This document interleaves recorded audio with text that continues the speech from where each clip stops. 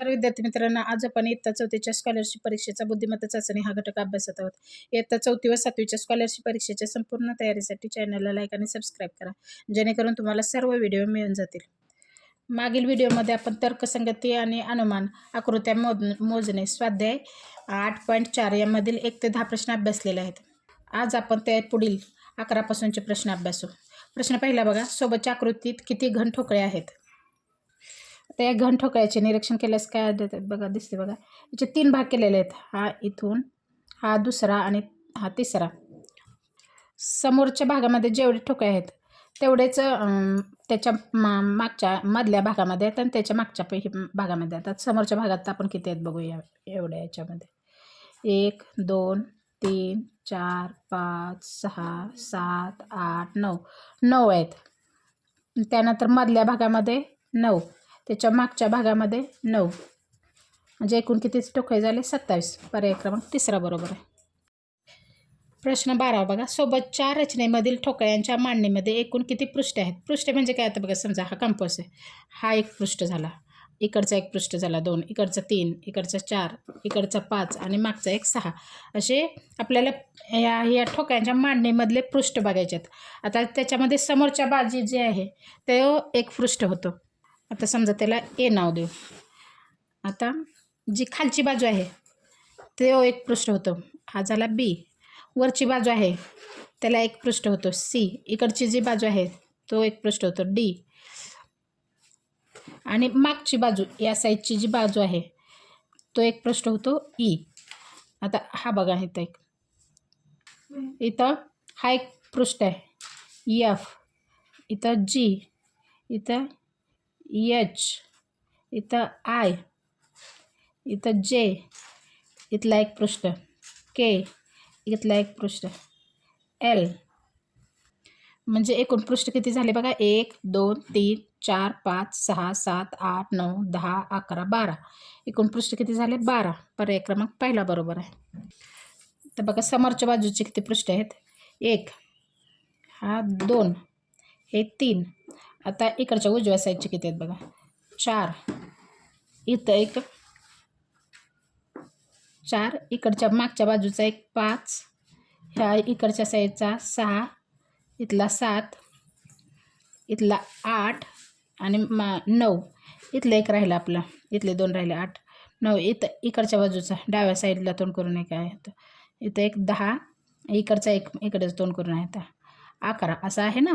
हा इथला, हा 11 झाला. इथला एक 12, वरच्या साईडचा एक 13 आणि खाली तळभागाचा जो असतो तो खालच्या साईडचा 14. म्हणजे एकूण किती पृष्ठ आहेत? 14 आहेत. पर्याय क्रमांक दुसरा बरोबर आहे. प्रश्न 14 बघा, सोबतच्या आकृतीत किती घन ठोकळे आहेत? आता समोर जेवढे आहेत तेवढे सेममध्ये 2, इथून एवढ्या भागात तेवढेच आहेत, त्याच्या मागच्या बाजूला तेवढेच आहेत, एकदम मागच्या बाजूला पण तेवढेच आहेत. म्हणजे समोरचे आपण पहिल्यांदा मोजून घेऊ. 1 2 3 4 5 6 7 8 9 10 11 12 13 14 15 आणि 16. म्हणजे इथले 16 झाले. त्याच्या मागचे इथले ई हा पूर्ण भाग हे झाले 16. त्याच्या मागचे 16, त्याच्या मागचे 16. म्हणजे 16 अधिक 16 अधिक 16 अधिक 16, 16 चोक 64, म्हणजे 64 झाले. पर्याय क्रमांक पहिला बरोबर आहे. प्रश्न 15 बघा, सोबतच्या आकृतीत एकूण किती त्रिकोण आहेत? आता बघा, सुरुवातीला आपण याच्यातले त्रिकोण बघू. हे जे इकडची बाजू आहे ते 1 2 3, म्हणजे याच्या 3 भाग आहेत या त्रिकोणामध्ये. म्हणजे ते कसं मोजायचं? 1 अधिक 2 अधिक 3 बरोबर किती झाले? 6 त्रिकोण झाले. म्हणजे एवढ्या ह्याच्यात किती त्रिकोण झाले? 6. आता इथून बघा, इथून असेच एवढ्या भागात किती त्रिकोण आहेत? 1 2 3, याचे पण 3 भाग आहेत. 1 अधिक 2 अधिक 3 म्हणजे किती झाले? एकूण 6 झाले. आता इथून एवढा भाग बघा, इथून असा एवढा, याचे किती भाग होतात? 1 आणि 2. 1 अधिक 2 बरोबर किती होतात? याचे 3 त्रिकोण होतात. आणि पूर्ण जो मोठा आहे हा त्रिकोण तो 1 झाला, म्हणजे अधिक 1 अधिक हा जो मधला, हा दोन्ही त्रिकोण, ही 3 बाजू आणि ह्या 2 बाजू मिळून हा जो मधला एक त्रिकोण पूर्ण होतो. कुठून? असा, इथून असा. तर आपण याला नाव दे A B C आणि D. तर ए सी आणि डी हा जो त्रिकोण तयार होतो हा कुठला झाला ए बी डी. हा ए बी आणि डी त्रिकोण ए बी डी किती आहे एक आहे. आणि हा त्रिकोण ए सी डी त्रिकोण ए सी डी हा एक झाला. म्हणजे एकूण त्रिकोण किती झाले 6 + 6 + 3 + 1 + 1 6 6 12 12 आणि 3 15 15 आणि 1 16 16 आणि 1 17 म्हणजे एकूण त्रिकोण किती झाले 17 झाले. पर्याय क्रमांक 3 बरोबर आहे.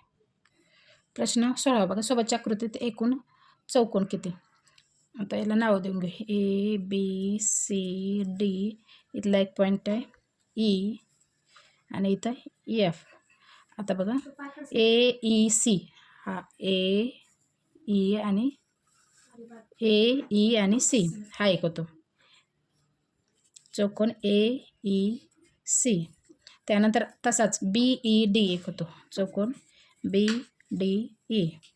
त्यानंतर हा पूर्ण इथं आपल्याला नाव द्यायचं राहिलं थांबा A B C D E F इथं जी देऊ. आता इथं आपलं ए जी ई सी चौकोन ए जी ई आणि सी. इथं चौकोन इथं बी जी ई डी बी जी ई आणि डी. आता चौकोन हा पूर्ण ए जी एफ सी ए जी एफ सी चौकोन बी जी एफ डी चौकोन बी जी एफ डी. त्यानंतर हा पूर्ण चौकोन ए बी सी डी. असे एकूण चौकोन किती झाले 1 2 3 4 5 5 चौकोन तयार झाले. पर्याय क्रमांक 2 बरोबर आहे. प्रश्न 17 बघा सोबतच्या आकृतीत सरळ रेषा किती. सुरुवातीला आपण उभ्या रेषा बघू. उभ्या सरळ रेषा दोनच प्रकारच्या आहेत त्याच्यामध्ये तिरक्या वगैरे काय नाहीत. सरळ रेषा उभ्या आणि आडव्या अशा दोन प्रकारच्या आहेत. आपण उभ्या किती आहेत आणि आडव्या किती आहेत बघू. उभ्या बघा 1 ही 2 त्यानंतर ही इथून ते इथपर्यंत 3 त्यानंतर इथून ते इथपर्यंत 4 इथून ते इथपर्यंत 5 आणि इथली एक राहिली हे इथून ते इथपर्यंत 6. आपण हेच मोजली होती इथून इथपर्यंतची ही मोजायची राहिली होती 6 झाल्या. म्हणजे उभ्या रेषा किती झाल्या 6. आता आडव्या किती आहेत बघू. इथून इथपर्यंत 1 इथून इथपर्यंत 2 इथून इथपर्यंत 3 इथून इथपर्यंत 4 इथून इथे 5 आणि इथून इथपर्यंत 6. म्हणजे उभ्या 6 आहेत आडव्या 6 आहेत म्हणजे एकूण रेषा किती झाल्या 12 झाल्या. पर्याय क्रमांक 2 बरोबर आहे. सोबतच्या आकृतीत एकूण त्रिकोण किती. आता बघा याच्यामध्ये हा पूर्ण याचं सुरुवातीला बघू 1 2 3 3 भाग आहेत म्हणजे एकूण त्रिकोण कितीतले 1 2 + 3 हे झाले 6. आता इथून मधून एक त्याने हे केले रेशोले म्हणजे इथून पण 3 तयार होतात 1 2 3 1 + 2 + 3 बरोबर किती झाले 6 झाले. आता बघा इथून मधून इकडच्या बाजूचे इथून असा कोण असणार आहे इकडं आणि असा कोण असणार आहे इकडं म्हणजे असे 2 तयार आहेत इकडे इथं 1 आणि इथं 2 म्हणजे 1 + 2 बरोबर किती झाले 3 झाले. म्हणजे एकूण त्रिकोण किती झाले 6 + 6 + 3 6 6 12 आणि 3 15 एकूण त्रिकोण किती झाले 15 झाले. पर्याय क्रमांक 3 बरोबर आहे. प्रश्न क्रमांक 19 बघा सोबतच्या आकृतीमध्ये किती घन ठोकळे आहेत. मोजू आपण 1 हा 1 2 3 4 5 6 इथला एक 7 8 9 10 11 12 13 14 आणि 15 एकूण 15 घन ठोकळे आहेत. पर्याय क्रमांक 1 बरोबर आहे. तर प्रश्न 20 बघा आकृतीमध्ये घन ठोकळ्यांची संख्या किती.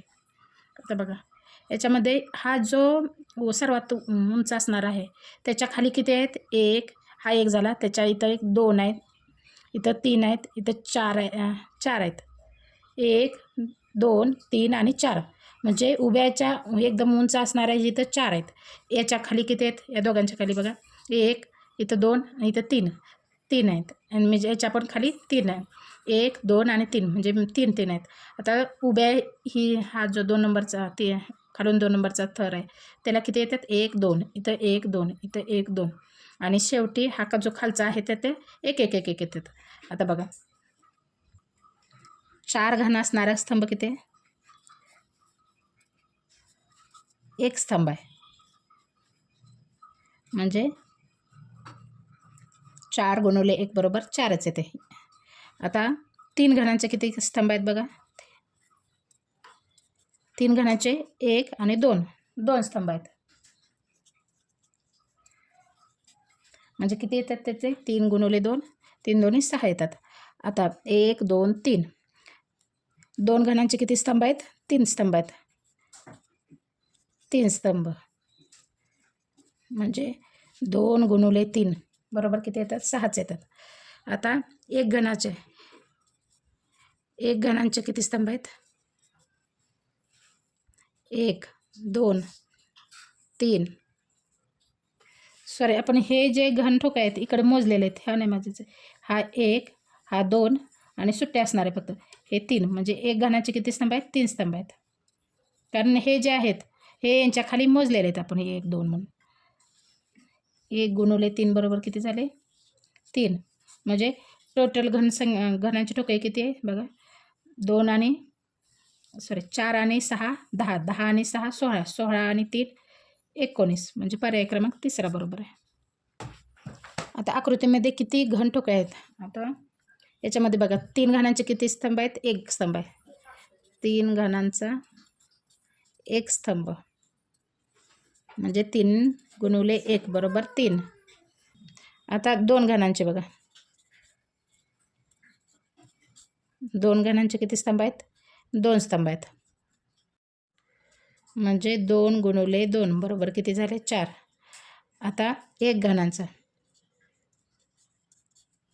किती स्तंभ आहेत? 1 2 आणि 3 स्तंभ आहेत, म्हणजे 1 गुणिले 3 बरोबर किती झाले? 3. हा 1, हा दुसरा, हा तिसरा. याच्या मागचे घ्यायचे नाहीत का, मागचे याच्यामध्ये येतात, त्यामुळे फक्त पुढचे समोरचे जे सुट्टे आहेत ना तेच घ्यायचे. म्हणजे टोटल किती झाले बघा. 3 आणि 4 7, 7 आणि 3 10, म्हणजे एकूण किती घन ठोके आहेत? 10 आहेत. पर्याय क्रमांक 4 बरोबर आहे. प्रश्न 22 बघा. आकृतीत काटकोन त्रिकोण किती? काटकोन त्रिकोण म्हणजे काय? ज्या त्रिकोणाचे माप 90 अंशाचे असते त्याला आपण काटकोन त्रिकोण म्हणतो. आता इथं एक 90 अंशाचा कोन तयार होतो, म्हणजे इथं काटकोन आहे. 1 हा 2 3 आणि 4, 1 2 3 आणि 4. इथं हा जो चौरस आहे त्याचे कर्ण एकमेकांना काटकोनात दुभागतात, त्यामुळे हा इथला कोन पण 90 अंशाचा असतो. म्हणजे हा 1 झाला, हा दुसरा झाला, हा तिसरा झाला आणि हा चौथा झाला. म्हणजे हे आणि इथले 4 4 आणि 4 8, म्हणजे पर्याय क्रमांक 1 बरोबर आहे. प्रश्न 23 बघा. सोबतच्या ठोक्यांच्या मांडणीमध्ये एकूण किती पृष्ठे आहेत? आता इथं बघा हा 1. प्रश्न 24 बघा. सोबतच्या आकृतीच्या पृष्ठांची एकूण संख्या किती? आता बघा इकडचा एक पृष्ठ हा 1, इकडचा 2, हा असा आडवा 3, इकडचा एक 4, इकडचा एक 5, असा आडवा 6, हा एक 7, हा 8 आणि एकदम वरचा 9, खालच्या तळभागाचा 10, इकडच्या अशी जी बाजू आहे इकडं 11 आणि इकडची अशी बाजू आहे इकडं ते 12, म्हणजे एकूण पृष्ठांची संख्या किती? 12. अशा प्रकारे आपला स्वाध्याय 8.4 पूर्ण झालेला आहे. या पुढील स्वाध्यायासाठी चॅनलला लाईक आणि सबस्क्राईब करा, जेणेकरून तुम्हाला पुढील व्हिडिओ मिळून जाईल.